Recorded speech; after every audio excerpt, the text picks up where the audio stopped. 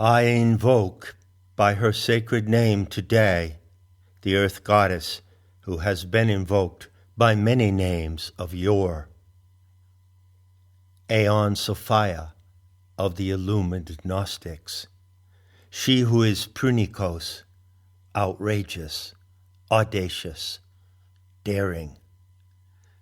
Aniruddha, the eternal root ripening of life.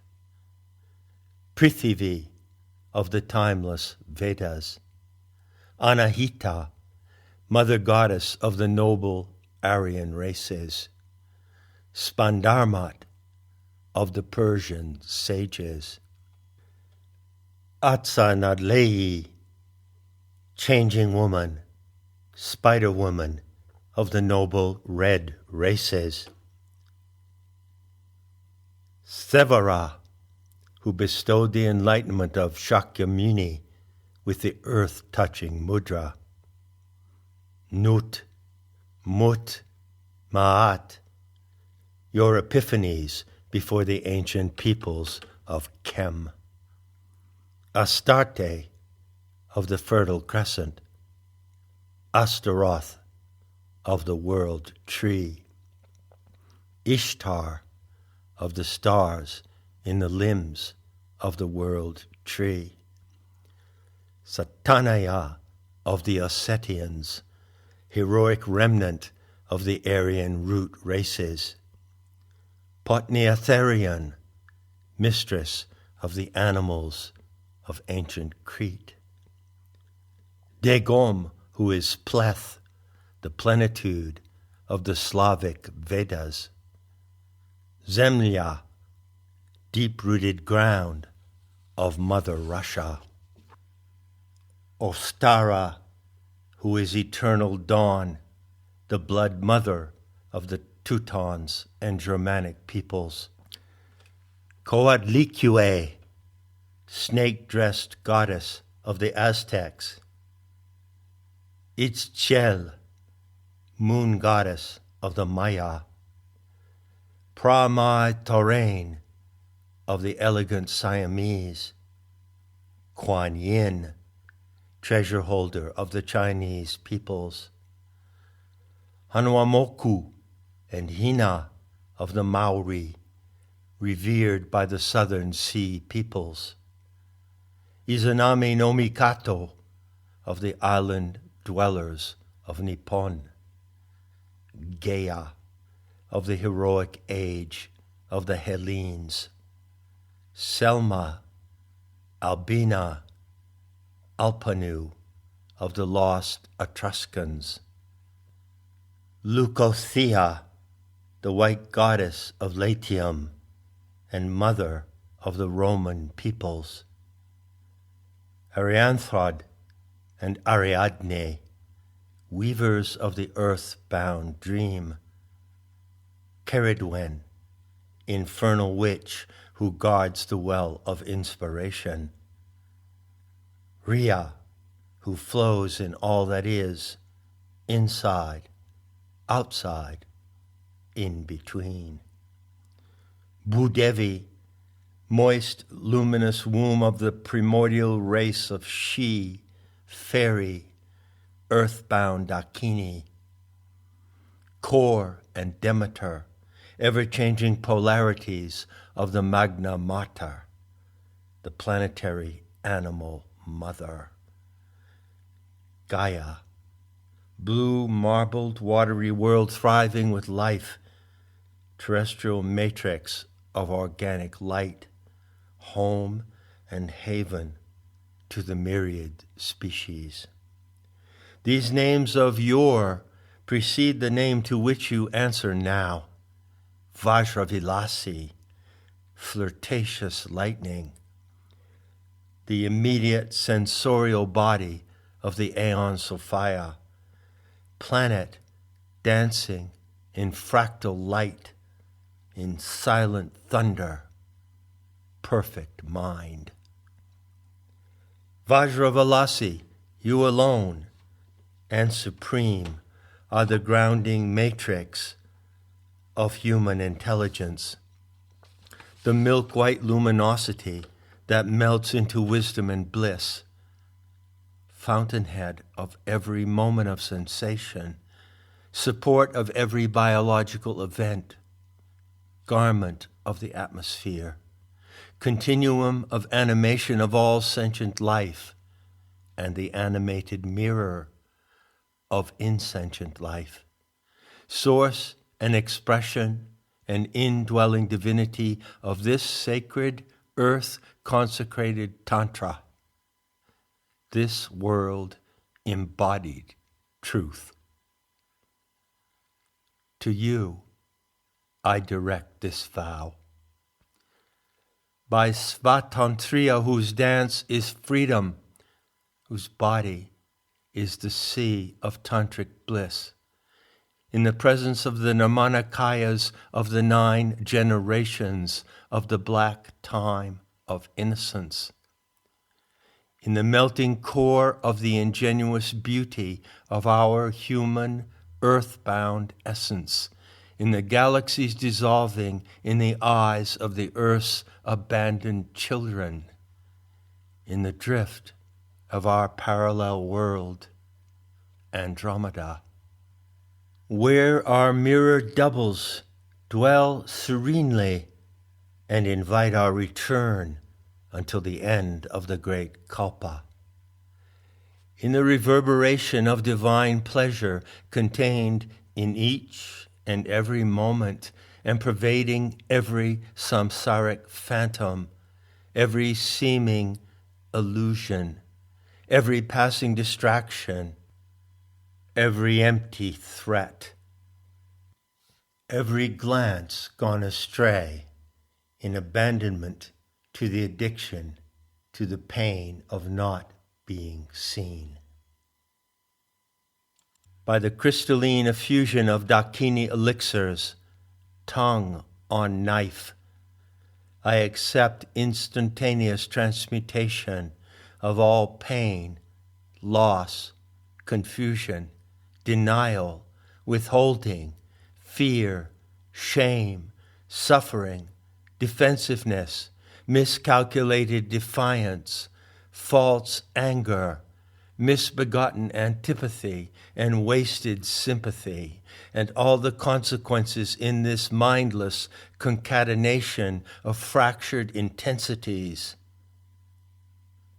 By releasement into the wonder that makes us so, and by calling out your name, Vajravilasi, I take refuge in your attention turned upon us, the sky bestowing look, the flawless beholding that grants safe passage for all sentient beings and graciously provides their liberation.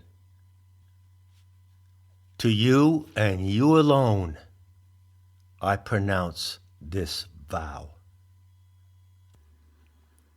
Olin, and salutations once again to the Truth Core, whoever and wherever you may be on the planet. What you heard there in 8 minutes is the recitation of the Gaian Tantric vow. This vow is a simple practice available to anyone today to bond yourself into the sacred power of the source of your life, your mind, emotions, passions, everything that you consider to be yourself, without knowing the sublime totality of what you are. It's a vow that goes along with the practice in planetary Tantra, a simple ritual, and I recite that vow today to introduce you to the subject of this talk, which is the ultimate threat to evil and deceit on this planet. And I'm calling it, just for the fun of it, white goddess supremacy. I'm assuming, I think I can safely assume, that you've all heard about the terrible, terrible threat of white supremacy. According to some of those who command the media today, this is the most serious threat on the planet, white supremacy. But what is it actually? Well, it's really a straw man argument. It's a bogeyman.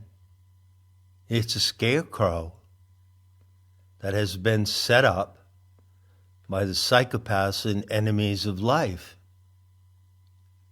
And so they claim that this threat ought to be regarded by everyone in the world as something really, really bad. But it's odd, you know, if you look into the circumstances and facts of the present moment,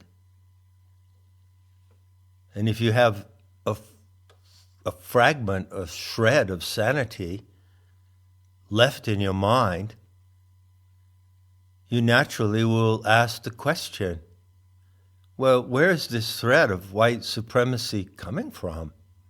After all, I haven't seen any evidence of armies of white supremacists threatening anybody. Have you? I haven't seen any evidence, I haven't seen any numbers, statistics of groups who represent themselves in that way. Who are these mysterious, threatening forces? Where are they? Where are the domestic terrorists who are partisans to white supremacy? I see no evidence of them anywhere. I see no proof that such a movement even exists. Well, as you know, or you damn well better know by now, I only talk about my own experience. And in my experience, I have no knowledge whatsoever of such a movement, organized perhaps in paramilitary groups, whatever. I have no knowledge of such a threat. And after all, I have to ask, a threat to whom? Look, let's get it straight here. If the threat of white supremacy exists, it begs the question, who does it threaten? So I won't speak about that movement. I won't presume anything. I won't say that it exists or it doesn't exist. I simply don't know about that. But I do know about something else. I do know what is really and substantially the ultimate threat to the evil doers on this planet, those who manipulate through shame and guilt, those who lie, and they do nothing but lie. Even when they tell the truth, they lie. Yes, I know what is the ultimate threat to them. And so, to put a label on it, give it a name, I'm going to call it white goddess supremacy. Now, I'm not going to define exactly what that is, but I am going to explicitly tell you why and how it is such a threat. Obviously, the central figure, the central force in this threat, is the white goddess. And what you just heard was the pronouncement of, I don't know what it is, maybe 30 of her names. And I could have added 20 more. And I might do that one of these days. But essentially, what you heard is a reading of a vow that was written in October of 2008. This vow is not like any other vow you've ever heard. It invokes the attention of a certain power. You've heard her name pronounced many times by yours truthfully, the Gnostic teacher on the internet, the Aeon Sophia.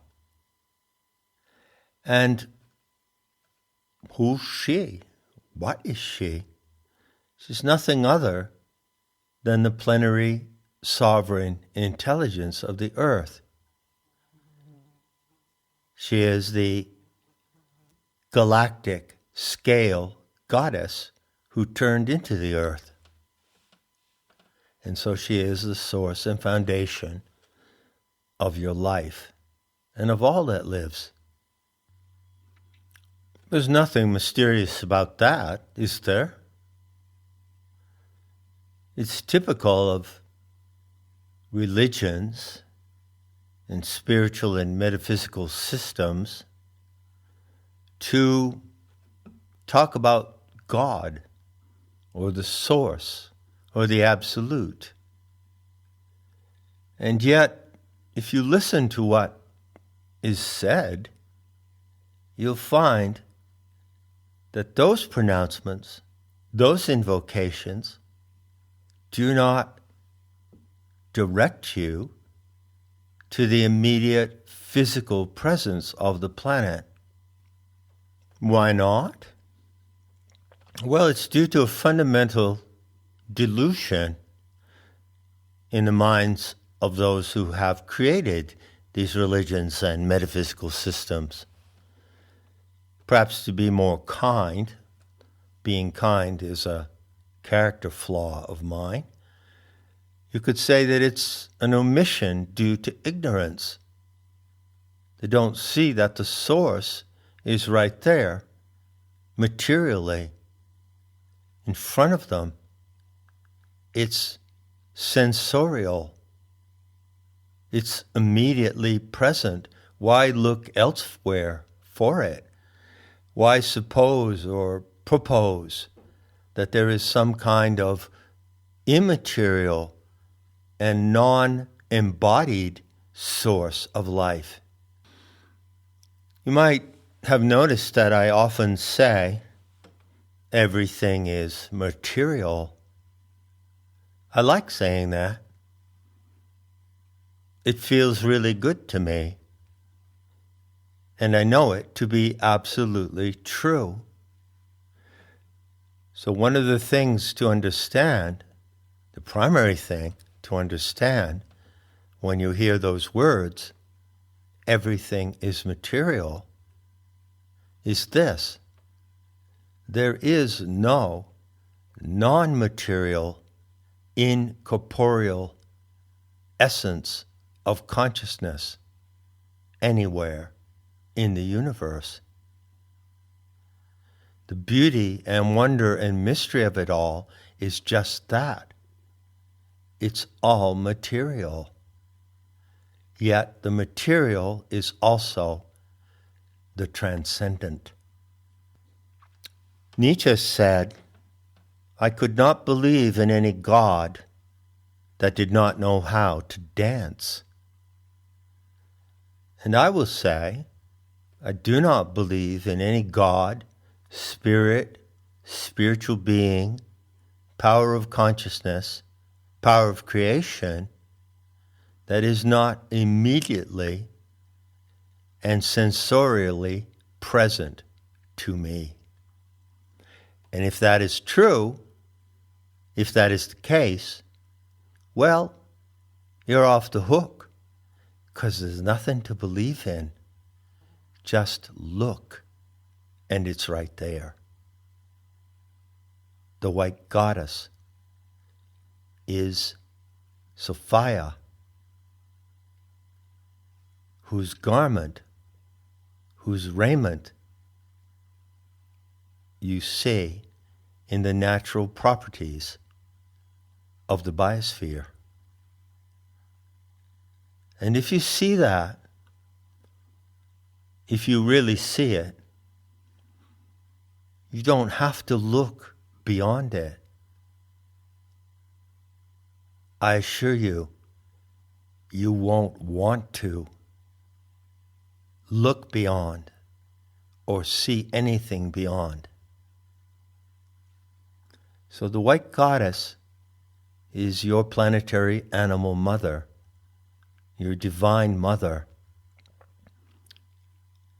It's her power that is invoked in the Gaian Tantric vow. And it is her power, bonded with your power, by your will and by your choice, that is the ultimate threat to evil on this planet. Now listen closely, and I'll tell you about the 3 features of that threat. Why is it such a threat to those who would manipulate and deceive and control or attempt to control everyone else? It's a threat on 3 counts. The first count is this: the recognition of your divine mother embodied in the earth is the key to unity. Unity in truth.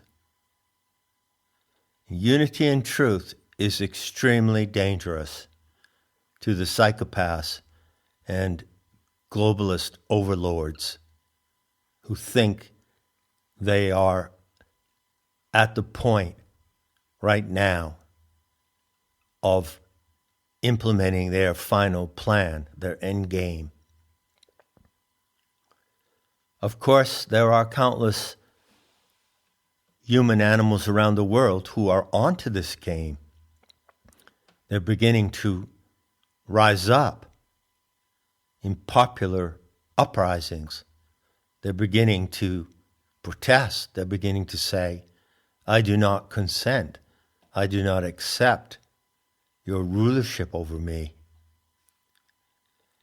And yet, when you look at that phenomenon, you find that often, sadly, unfortunately, those who are taking a stand against the overlords, the archonic freaks who want to run the whole planet on an alien intelligence program, which they call AI, well, you see that those courageous and well-meaning people are greatly divided among themselves. And as long as they're divided among themselves, as long as they don't have an ultimate focus of unity, they won't be able to optimize their own force and defeat the enemies of life. So what can unify them? Recognition of the source.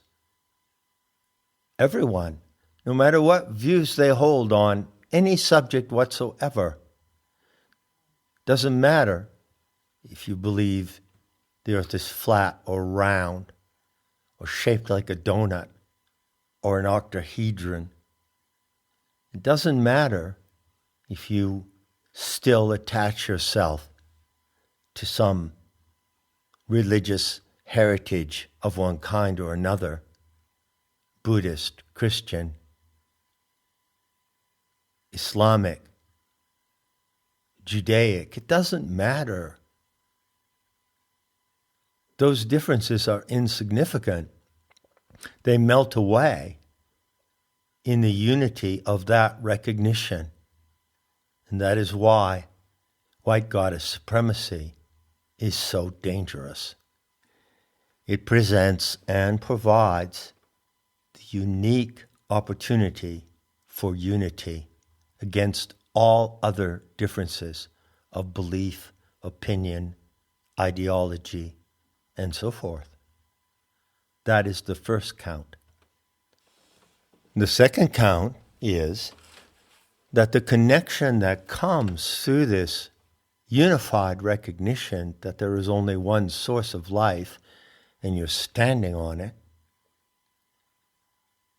is supernatural.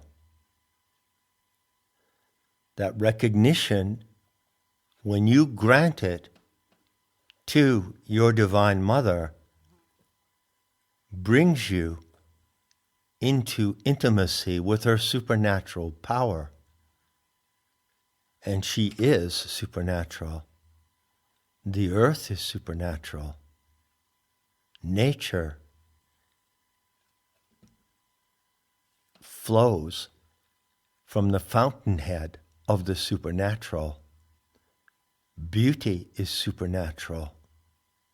The processes of your own mind and psyche are supernatural, paranormal, transcendental.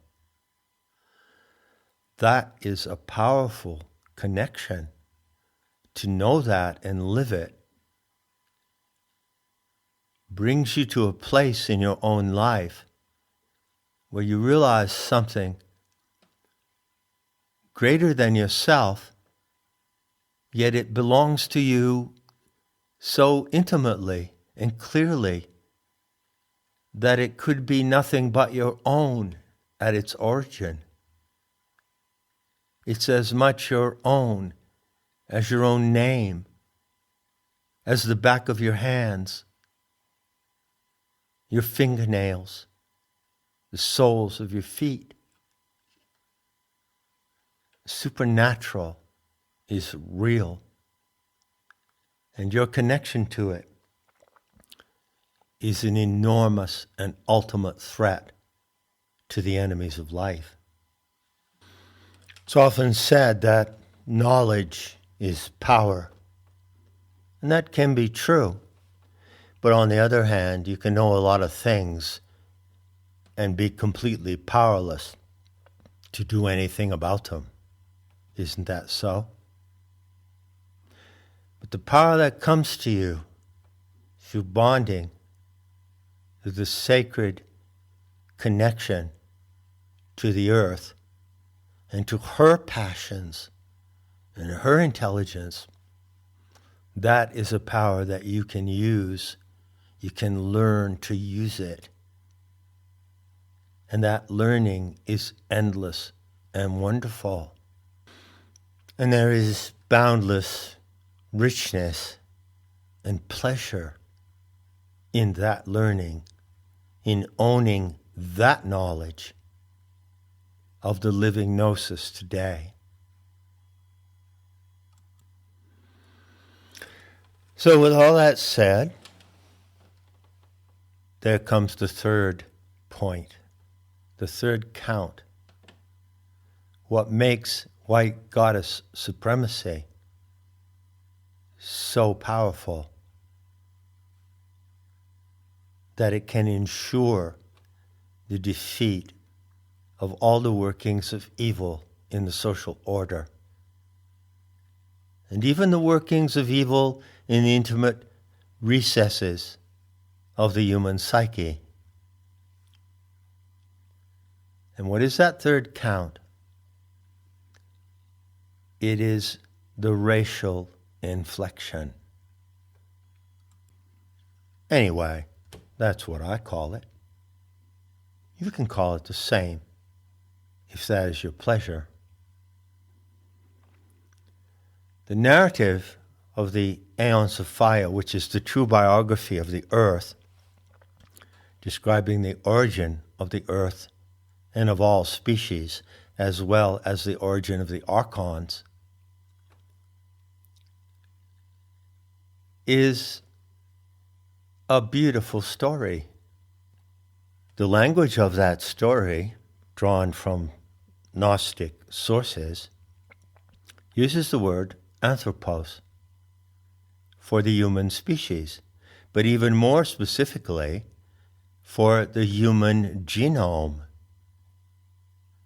So the human genome, according to the Gnostic narrative, was designed in the galactic center by two aeons. So the genome is material. Yeah, remember? Everything is material. The genome is a material substance, and it's calibrated and encoded with the talents and capabilities of the human species. The species is one, but as the human genome propagates on Earth, it presents itself through a rainbow spectrum of races. The Sophianic message is the same for all races. It sees no racial difference whatsoever regarding its reception. Anyone from any racial or ethnic group can embrace the Sophianic message. I sincerely invite them to do so. However, there is the racial inflection. This is something that needs to be admitted. It needs to be acknowledged by anyone who is disposed or attracted to the Sophianic message and who feels, let's say, enticed by the power and presence of the wisdom goddess, the white goddess.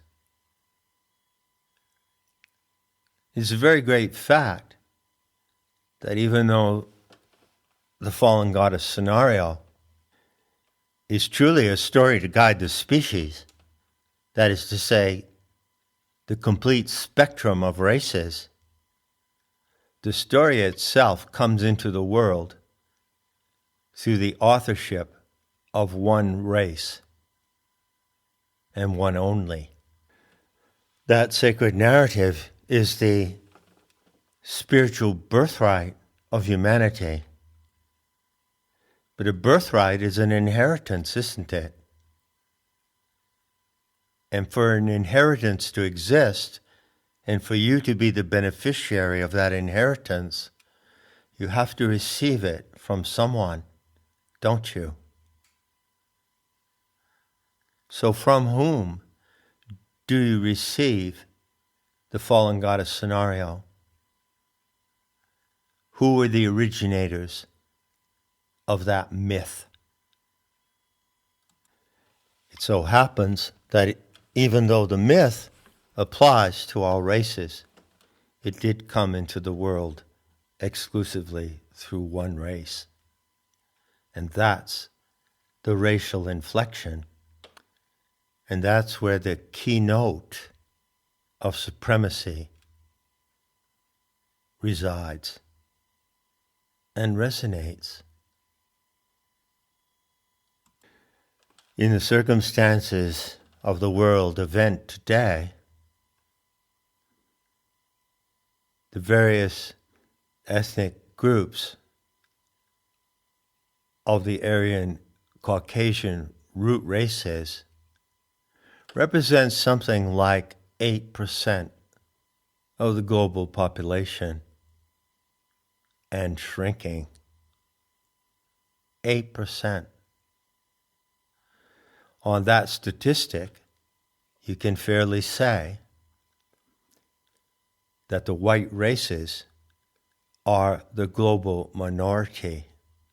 They are the ethnic minority on the planet, considering global population statistics. Not only that, But this particular ethnic minority is the most demonized and attacked group of people living in the world today. Have you ever wondered why? Have you ever wondered why anti-white rhetoric is allowed everywhere and promoted extensively, monumentally promoted in a situation, in a social environment in which you could not possibly argue against any other races in the same manner? Why is it like that? It's like that because what comes through the white races is the ultimate threat to evil on this planet. And those psychopaths and control freaks who think they're going to take over the whole planet they know that if they do not exterminate the white races, they will never succeed. And so by their own action and attitude and agenda, you see proof of the supreme and ultimate threat they face. Now, I've often said, in talking among my friends and allies, I've often advised, never make a threat if you can't back it up. Now that you know what the ultimate threat is to the planetary overlords, the technocrats, control freaks, those who tell you that they're going to change what it means to be human, that you will have nothing and be happy, that they will run every detail of your life on their AI system. Well, now that you know what poses the ultimate threat to them, you might want to consider being part of what backs up that threat. Enough said, and I'll be seeing you in the beauty to come.